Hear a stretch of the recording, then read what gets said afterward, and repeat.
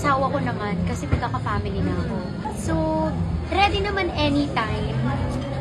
Usap-usapan ngayon sa social media ang balitang buntis na si Kiray Celis sa kanilang unang anak ng asawang si Stefan Estopia.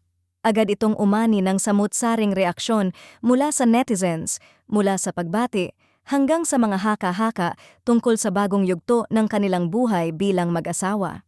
Marami ang natuwa at nagsabing deserve na deserve ni Kiray ang bagong blessing na ito, lalo na't matagal na siyang hinahangaan, hindi lang sa kanyang talento kundi pati sa kanyang pagiging totoo sa sarili.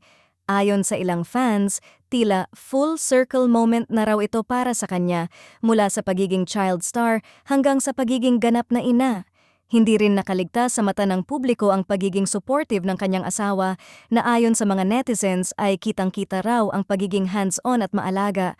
Pero tulad ng ibang celebrity news, hindi rin nawala ang mga intriga. May ilang netizens ang nagtanong kung handa na nga ba si Kiray sa responsibilidad ng pagiging ina, lalo na't kilala siya sa kanyang bubbly at carefree na personalidad.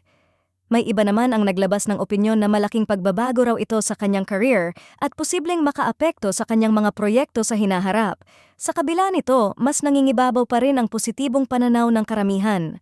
Maraming netizens ang nagsasabing walang perfect timing sa pagbuo ng pamilya at ang mahalaga ay ang pagmamahalan at suporta sa isa't isa.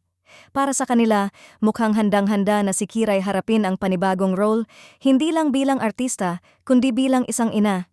Sa ngayon, mas lalong tutok ang publiko sa bawat update tungkol sa kanyang pagbubuntis. Marami ang excited makita kung paano niya ibabahagi ang journey na ito at kung paano niya babalansehin ang kanyang personal na buhay at career. Isa lang ang malinaw, ang bagong kabanata na ito sa buhay ni Kiray Celis ay hindi lang simpleng balita, kundi isang kwentong sinusubaybayan at kinaiinspirahan ng marami.